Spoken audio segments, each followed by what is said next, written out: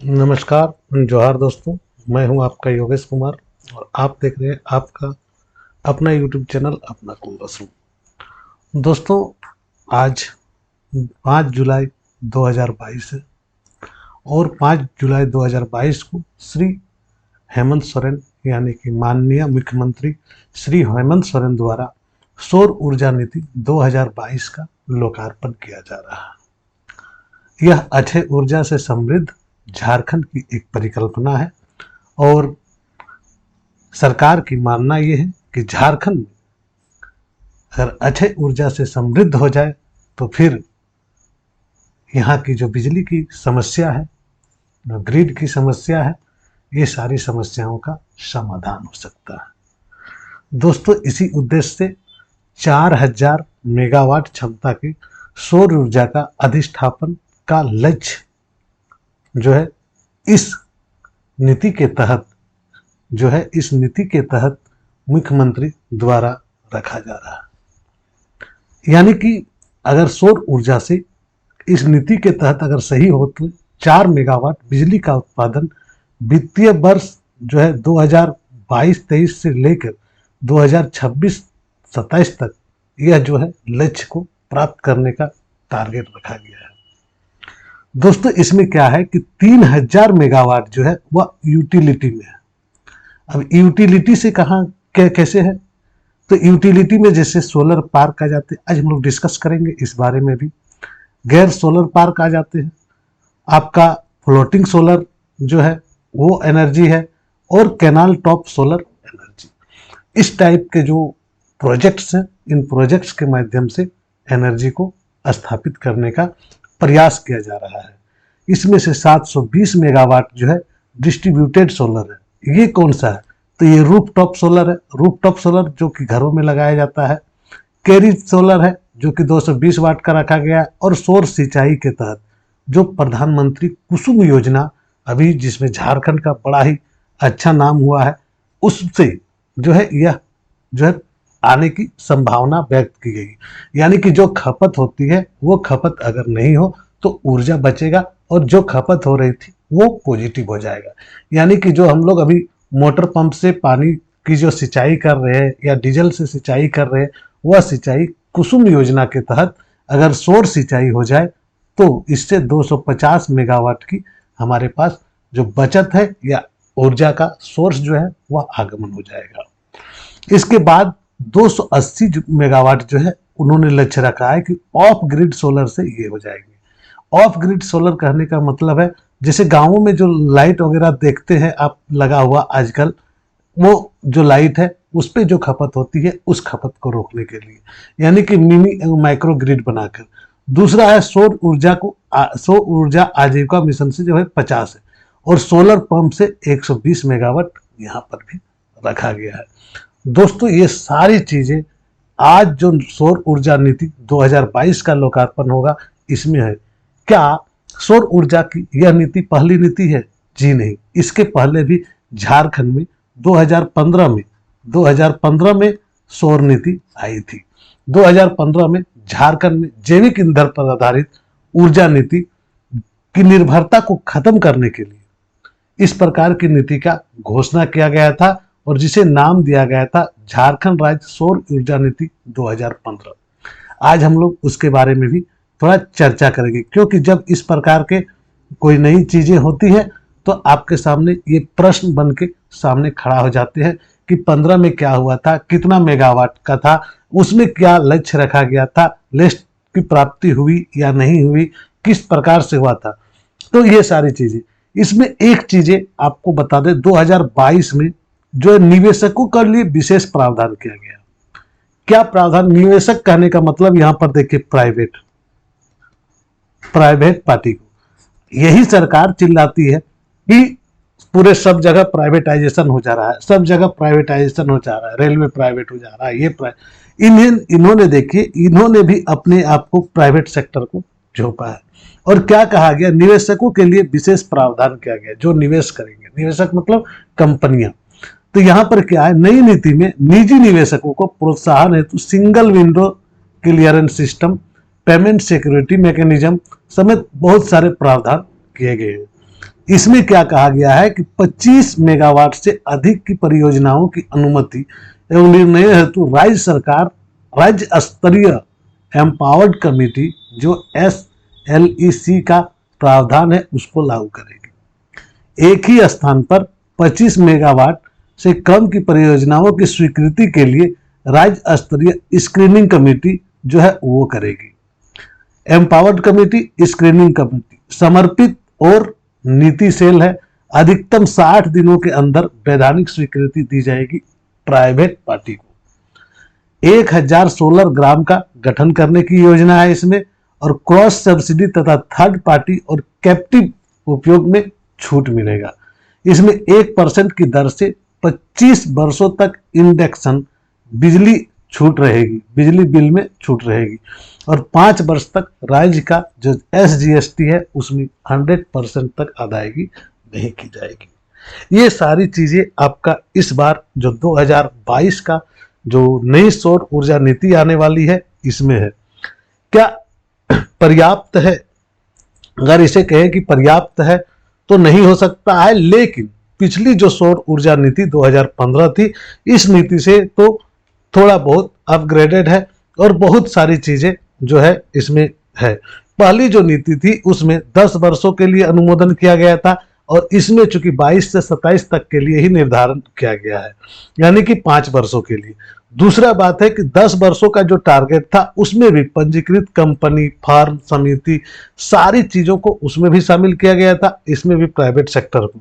चलिए आगे हम लोग 2015 को भी चर्चा करेंगे, और क्या है प्रधानमंत्री कुसुम योजना, सोलर पार्क क्या होता है, आपका फ्लोटिंग सोलर क्या होता है, कैनाल टॉप सोलर क्या होता है, इस बारे में भी हम लोग आज के इस सब्जेक्ट में, आज के इस विषय में चर्चा करेंगे, क्योंकि सारी चीजें इंपॉर्टेंट है। तो चलिए देख लेते हैं। मुख्यमंत्री हेमंत सोरेन के नेतृत्व में सौर ऊर्जा के व्यापक विस्तार हेतु सौर ऊर्जा नीति 2022, इस नीति का नाम क्या रहेगा तो सौर ऊर्जा नीति 2022 लागू की जा रही है, जिसके तहत सौर ऊर्जा के 4000 मेगावाट बिजली उत्पादन जो वित्तीय वर्ष 2022-23 से लेकर 26-27 तक निर्धारित की गई है। इसमें क्या करेगा, सोलर पार्क बनेगा, कैनाल टॉप बने सोलर होगा, और फ्लोटिंग सोलर जैसी कई योजनाओं के माध्यम से राज्य में सौर ऊर्जा का विकास हेतु विस्तृत नीति का तैयार किया गया है।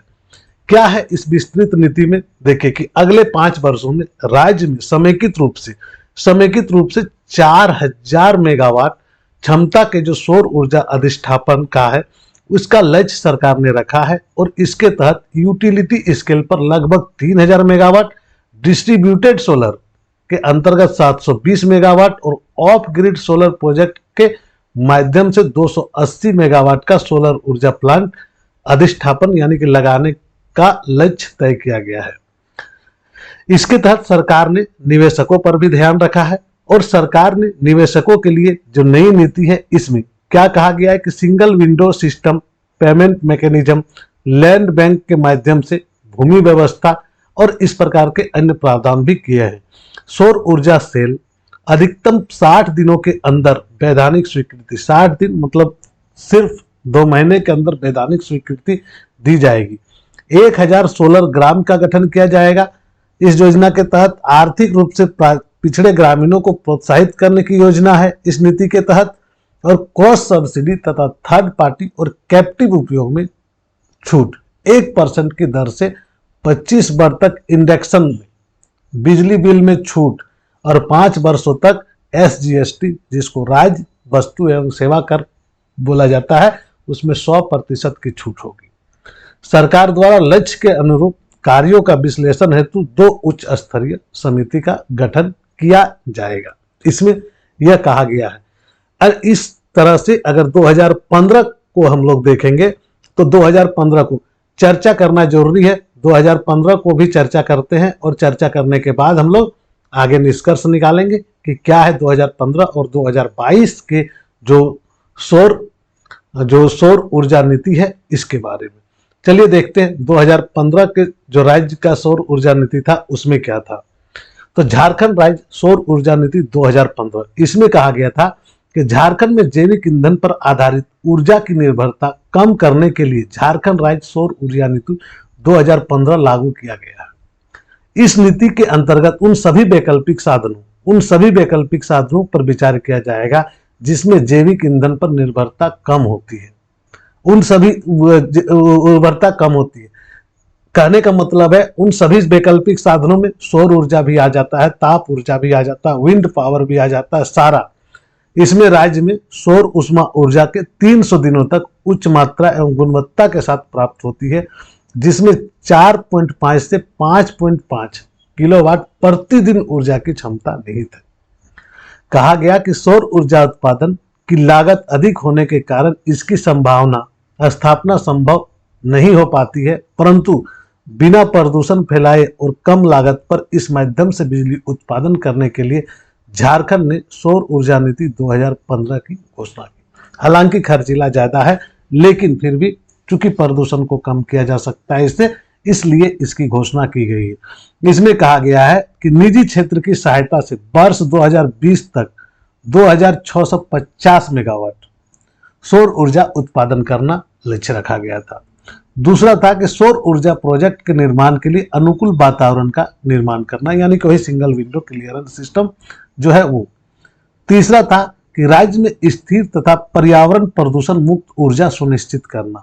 और चौथा था स्थानीय विनिर्माण इकाइयों को प्रोत्साहन देना जिससे रोजगार सृजन राज्य में हो सके। यह जो ऊर्जा नीति था, यानी कि सौर ऊर्जा नीति, यह ऊर्जा नीति 2003 जिसमें Jharkhand state electricity regulatory commission जिसका जो है कमीशन की स्थापना तथा नवीकरणीय ऊर्जा प्रोत्साहन देने हेतु सरकार के विभिन्न उपाय करने के लिए प्रावधान किए गए थे।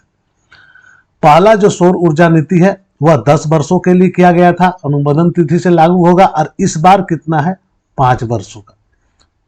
पिछला वाला 10 वर्षों का था, इस बार 5 वर्षों का। और इसमें कहा गया था सभी पंजीकृत कंपनी, फर्म, समिति, सरकारी इकाइयां, बिजली वितरण इकाइयां और व्यक्तिगत उपभोक्ता सौर ऊर्जा प्रोजेक्ट की स्थापना के लिए योग्य रहेंगे और सौर ऊर्जा के माध्यम से उत्पादित बिजली का वितरण इलेक्ट्रिसिटी एक्ट 2003 के तहत किया जाएगा। ऐसा कहा गया था 2015 में। और क्या था 2015 में?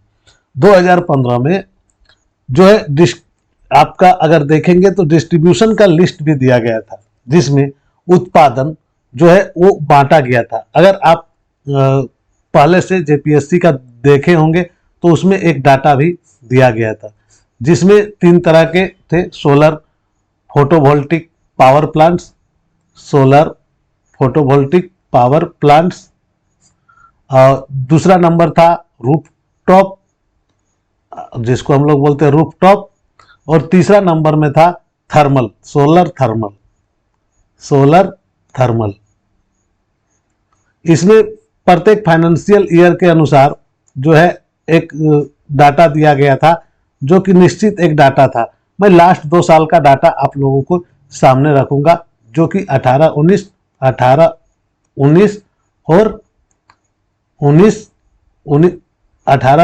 और 19-20 के बाद मैं करूंगा। 20-21 का डाटा हमारे पास अभी तक नहीं आया। तो इसमें जो है सबसे पहले जो फाइनेंशियल ईयर था, इसमें जो है 500 का टारगेट भी रखा गया था, 500 अचीव भी किया गया 500 का, और इसमें था 750 का 2018-19 में। और अगर रूफटॉप का बात करेंगे तो इसमें था 125 का, और इसमें था आपका 200 का लगभग का। और जो सोलर थर्मल था इसमें था आपका यहाँ पे 10 और यहाँ पर 15। चूंकि प्रोग्राम तो स्टार्ट हुआ था, प्रोग्राम पूरा नहीं हो चुका था। आगे हम लोग इस बारे में भी चर्चा करेंगे कि कहाँ पर इस प्रकार से हुआ था। इसके पहले ये डाटा आप लोग कहीं से जुगाड़ करेंगे, डाटा तो आपको मिल जाएंगे। ये मनीष रंजन की बुक में आपको आराम से मिल जाएंगे, जो है मनीष रंजन की बुक में आपको देखने को मिलेंगे, और मनीष रंजन की बुक में आपको है। झारखंड सरकार सोलर पार्क की स्थापना के लिए प्रोत्साहन प्रदान करेगी। इसके लिए अनुत्पाद भूमि या अन्य प्रति भूमि को सोलर पार्क के लिए आवंटित किया जा सकता है, यानी कि जो कृषि भूमि है उसे छोड़ के, कृषि योग्य भूमि को छोड़ करके जहां सोलर पार्क की स्थापना की जा सकती है, Jharkhand state electricity regulatory commission solar park की स्थापना के लिए आवश्यक सुविधा तथा आधारभूत संरचना उपलब्ध कराएगी। कहा गया कि नोडल एजेंसी के नेतृत्व में विशिष्ट आवश्यकता क्षेत्र की स्थापना की जाएगी जो सौर ऊर्जा की स्थापना के लिए आवश्यक है और आधारभूत संरचना का निर्माण भी करेगी। इसके लिए वित्तीय सहायता भारत सरकार तथा झारखंड सरकार यानी कि central government and state government दोनों उपलब्ध कराएगी। सौर ऊर्जा को बढ़ावा देने के लिए JREDA Jharkhand renewable energy development agency जो है जेरेडा, इसकी जो है एक नोडल एजेंसी बनाया गया और झारखंड सरकार द्वारा सरकारी और निजी भवनों पर रूफटॉप प्लांट लगाने की योजना भी बनाएगी। इसी के तहत आप देखे होंगे कि डीसी ऑफिस के ऊपर में या ब्लॉक के ऊपर में रूफटॉप के जरिए नीचे बैटरी पर क्या किया जाता है, वहां से सौर ऊर्जा को संगठित किया जाता है और उसी से काम किया जाता है। इसके तहत क्या किया गया था कि 53 सरकारी भवनों का चयन का काम पूरा हो चुका था और झारखंड सरकार के दोनों सचिवालय कहने का मतलब और पुलिस सचिवालय तीसरा सहित महत्वपूर्ण सरकारी भवन में राज्य की 13 जेल और 7 सिविल कोर्ट को सौर ऊर्जा से रोशन करने का क्षमता बनाने का जो है प्रोग्राम था। 35 कल्याण छात्रावास भी इस सोलर प्लांट लगाने का कार्य शुरू हो गया था। सौर क्रांति के क्षेत्र में झारखंड चूंकि काफी पिछड़ा हुआ है और भारत में सौर ऊर्जा का 496 मेगावाट बिजली का उत्पादन होता है, इसमें झारखंड की हिस्सेदारी मात्र 16 मेगावाट की है। इसमें भी देवघर में 2-2 मेगावाट का 7 प्लांट है, जबकि सरायकेला में 2 मेगावाट का 1 प्लांट है। इस प्रकार से 6 प्लांट हुआ और झारखंड राज्य विद्युत आयोग सौर ऊर्जा से संबंधित रेगुलेशन बनाने का प्रयास कर रही है। इसके बाद टेरिफ बेस्ड कैपेसिटिव बिडिंग निकाला जाएगा जिसमें निजी क्षेत्र में झारखंड में सौर ऊर्जा निवेश करने के लिए आमंत्रण किया जा सकता है। इसके बाद निजी क्षेत्र की बिजली का उत्पादन करेंगे और झारखंड बिजली वितरण निगम को विक्रय करेंगे। दोस्तों, सौर ऊर्जा के क्षेत्र को स्थापित करने वाले परियोजनाओं पर 10 वर्ष तक विद्युत शुल्क में छूट प्रदान की जाएगी और सोलर पावर प्लांट को डीम्ड उद्योग का दर्जा भी प्रदान किया जाएगा। इसके कारण इस क्षेत्र में झारखंड में औद्योगिक नीति का नियम पर लागू नहीं होंगे और आवासीय उपभोक्ता यदि अपने छत पर सौर ऊर्जा प्लांट स्थापित करते हैं तो उन्हें वाणिज्यिक कर में छूट प्रदान की जाएगी। सौर प्लांट के उपयोग में आने वाले उपकरणों को वेट कर से छूट प्रदान की गई है और इन इकाइयों को प्रदूषण क्लियरेंस से भी छूट प्रदान की गई है, अर्थात Jharkhand state pollution control board से भी अनुमति लेने की कोई आवश्यकता इसमें नहीं है। ये था हमारा 2015 का जो है सौर ऊर्जा नीति जो झारखंड सरकार का था। लेकिन अभी जो 2022 की जो सौर ऊर्जा नीति है इसके तहत क्या है कि कैनाल टॉप की बात की गई है। कैनाल टॉप सोलर प्लांट, तो क्या होता है कैनाल टॉप? कैनाल मतलब जैसे कि आप लोग जानते हैं कैनाल किसको कहते हैं? नहरों को। नहरों देखिएगा, नहर जो है दो तरफ से ऐसे रहते हैं और ऐसे ऊपर साइड खुला हुआ रहता है। पानी तो चूंकि इंटरनल जो है बहाव बना हुआ रहता है, परंतु ऊपर साइड से नहरों का खुला हुआ रहता है।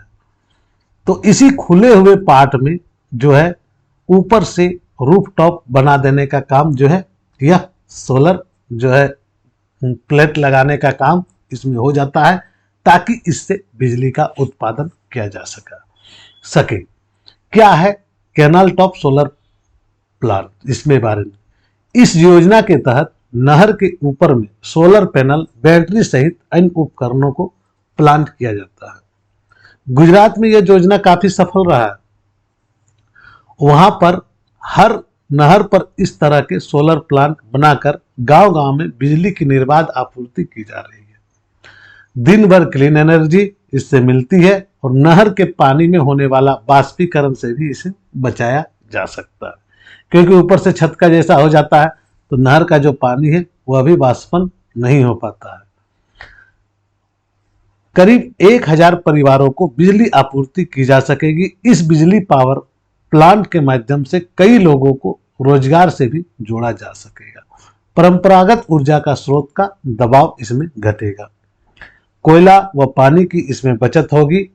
सिकदरी में, झारखंड का सिकदरी जो है, वहां पर इस परियोजना को बनाया जा रहा था और जो प्रबंधक है वह बताते हैं कि इस योजना के चालू हो जाने से गेतलसूद डैम के जलाशय में पेयजल की पर्याप्त मात्रा में पानी स्टोर की जा सकेगी।